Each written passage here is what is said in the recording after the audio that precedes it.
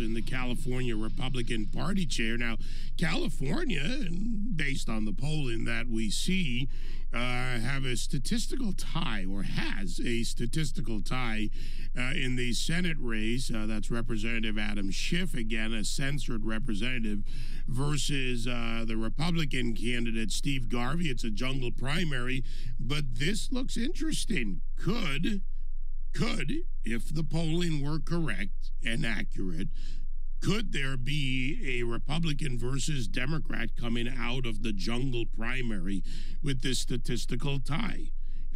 Jessica, great to have you here. So let's take a look at this. There are other races, other things to discuss in California, the state of the party, but this is the one getting the headlines. It certainly is. And it's an exciting time for California Republicans. You know, watching since Steve Garvey has gotten into this race, every single poll, he has increased his numbers. After every single debate, he has increased his numbers. So it's exciting to watch as far as Californians go. You know, what we will know is that probably more than half of the voters will not vote for Adam Schiff in this primary. So that gives us an opportunity. It gives us an opportunity to talk to Californians about their real problems. You know, these issues that these three Democrats, these three D.C. insiders will not touch, and they won't touch it because they are responsible for many of the failures that Californians are feeling here at home. All right. Now, in all fairness, I say it quite publicly, head-to-head matchup in polling, I don't buy them. Issue-based polling, I buy.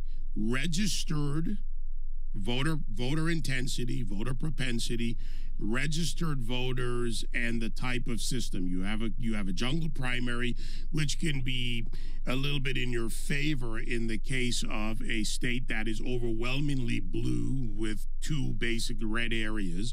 You have only 5 congressional seats.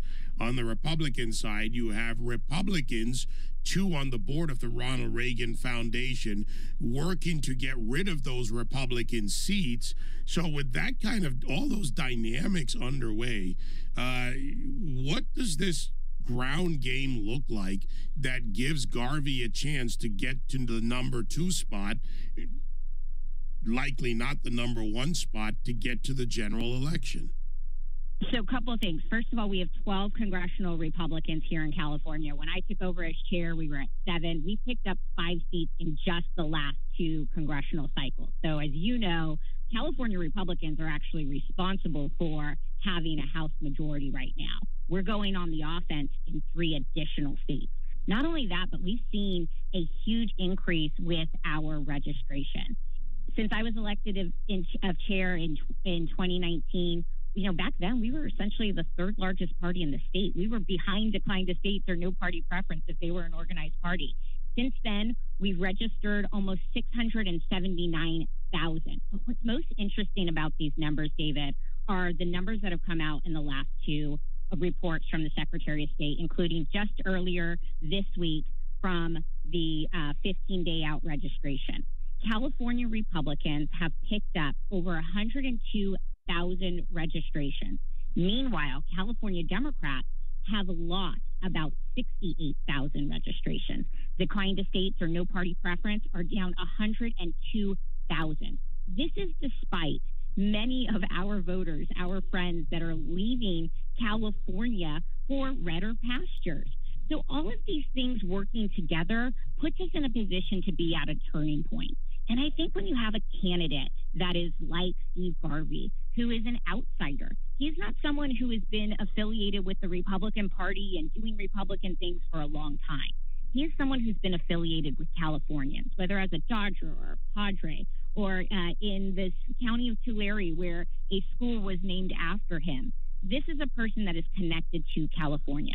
What we do on the party side with the registration, with our GOTV efforts, we're hoping to get to over 1 million volunteer voter contacts by the time polls close today. We've got over 72,000 volunteers that have been working. We've got poll watchers and poll workers. Our election integrity team is the best in the entire country. We're winning seats like Mike Garcia's in 2020 by 333 votes, or Congressman John Duarte by 565, because we are on our game with all of the fundamentals, and we have great candidates. No, and you're right. Well, good track to say it that way. And by the way, thanks. Let me correct myself. 5 seats that were won by Biden. I mixed up 2 set of facts there. You're right. 7 total in the delegation of the 53 congressional districts in California. The trajectory has changed, as you mentioned, in the registrations, and it also has gone down for people tied to a particular party by a couple of percentage points. But these are all interesting shifts to watch. Let's go beyond the Garvey race to other races in California. Again, this is not just Super Tuesday for the presidential candidates, but you do have some other races that could be an upset in California for Democrats, like Representative Katie Porter, looking to make it into the Senate runoffs. Let's not forget her making her case, but it doesn't look great in the polling.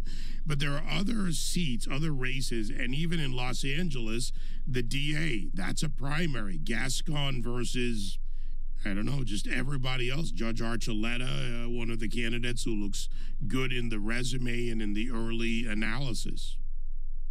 Yeah, that's certainly an interesting race to watch. Again, that's a nonpartisan, so to speak. I'm using the air quotes, can't see, but that's a nonpartisan race, and it'll be interesting to watch that. I think that with so many candidates in the race, Gascon with his name ID will probably make it into the runoff, but it'll be exciting to watch. Will Californians and people in Los Angeles have the opportunity to really have a choice? And I think that's the type of thing that you're seeing at the Senate race as well. If we don't get a candidate into that general election, do Californians have a choice between, or are they getting, 2 candidates that are basically the same?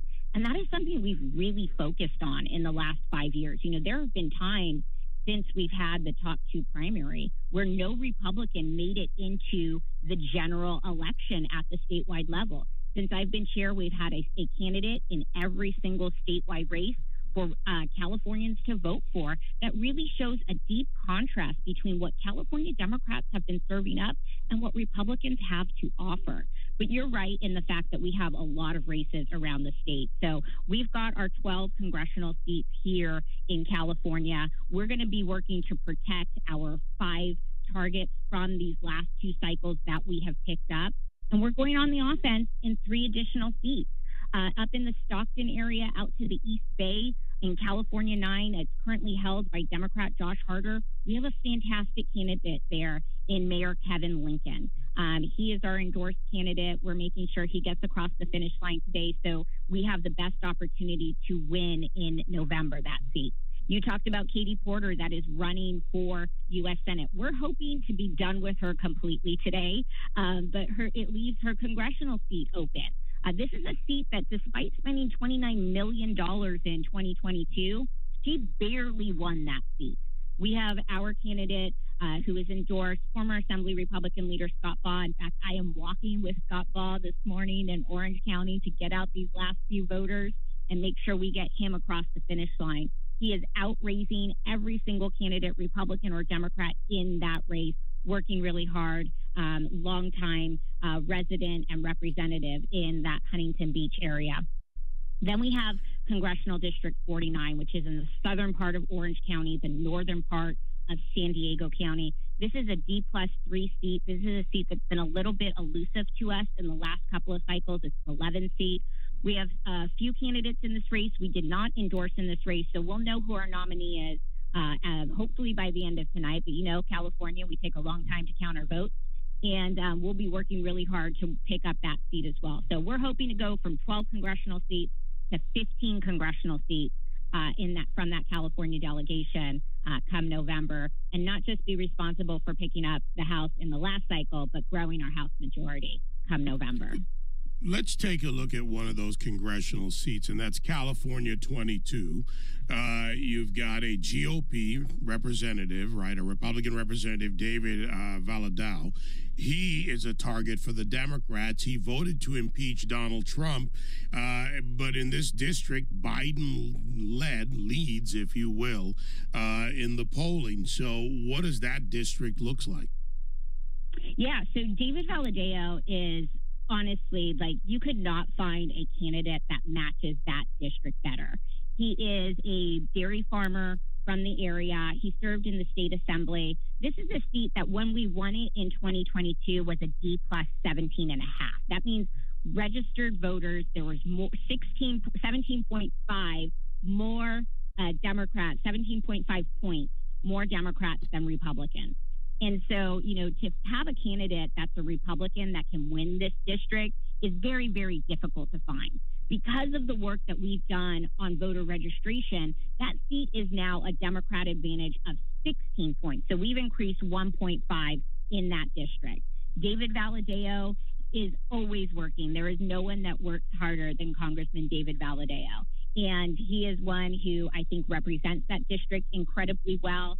Everybody knows him. He's going up against two Democrats, one who ran in a state Senate seat last cycle in 2022 and only won by 13 votes. And then another, Rudy Salas, who was his opponent last time around. We think we have the book to beat them both. And you can only do that in districts like this when you have a candidate like Congressman David Valadao. All right. Well, good luck in that. Let's go to voting systems. There's a lot of early voting.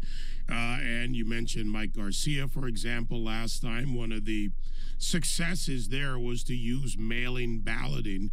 And, we can no longer sit around as Republicans and not use the existing systems. Mail-in balloting can be used to win. The system is what it is in California. So how have the efforts been to get Republicans out early rather than rely on the primary day voting? Yeah, and this is something that California voters didn't wait, and California Republican Party, we didn't wait until after 2020 to embrace this. We call it the wild, wild west out here. We've got everything from ballot harvesting to early voting to all-mail ballots. So we have to play by the rules that are given to us, or we allow the Democrats to run up the score in the first three quarters of the game when we're only playing on Election Day. So we were doing this back in 2020. In fact, I got sued by both the Secretary of State and the Attorney General back in 2020 because we put ballot boxes in churches. We put ballot boxes in gun stores and conservative-friendly businesses around our state. We won in court. Democrats weren't mad because we were doing something wrong. The Democrats were mad because we were beating them at their own game.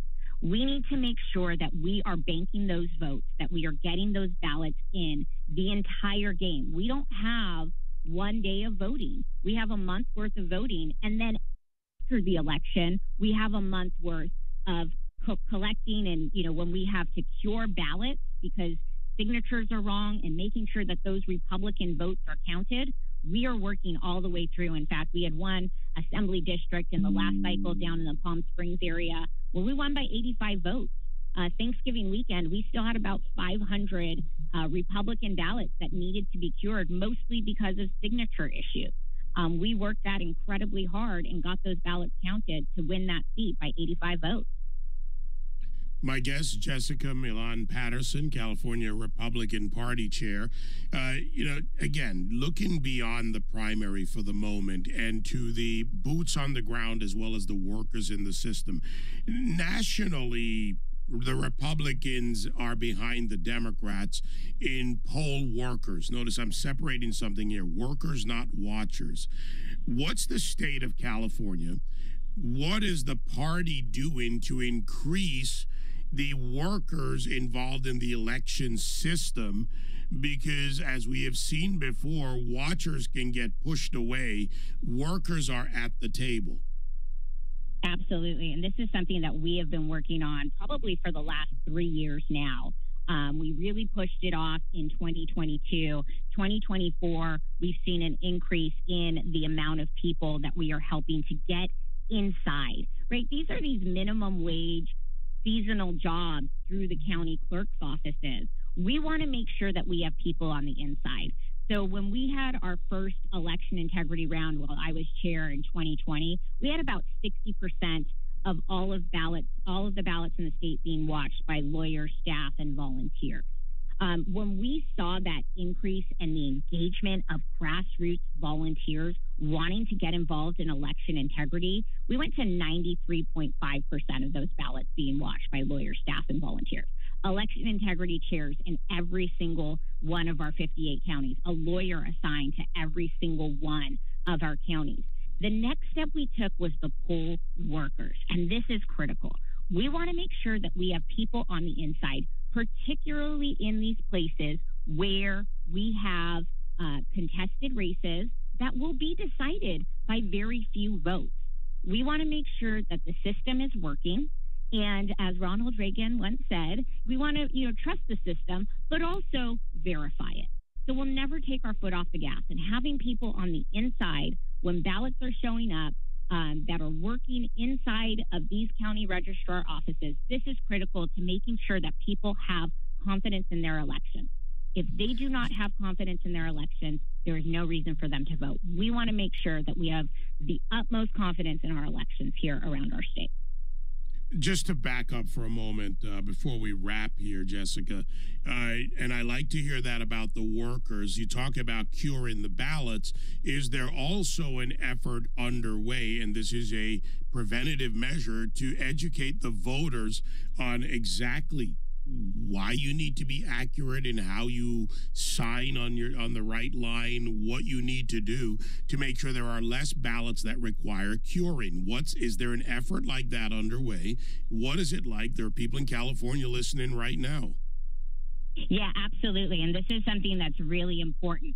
And when we start getting these ballots in early, because we're collecting them, starting a month out, we can actually track the ballots early. So if there is a problem early, we can get them cured before the election versus waiting until after. So that is something that is very, very important. And we're making sure when we're collecting these ballots and we're doing our ballot filling out parties, that is something that is talked about. You need to make sure that you are accurately signing within the box, not going outside of the box, making sure that you print your address on the envelope. These are all things that we walk people through, particularly when we're having our ballot collection parties. All right. We had a lot to cover there, but I wanted not just our California listeners, but the national audience to hear of your efforts. I really appreciate it. I grill people. I never pretended to be otherwise, but I want to know that we have acta non verba, deeds not words, underway at the state levels.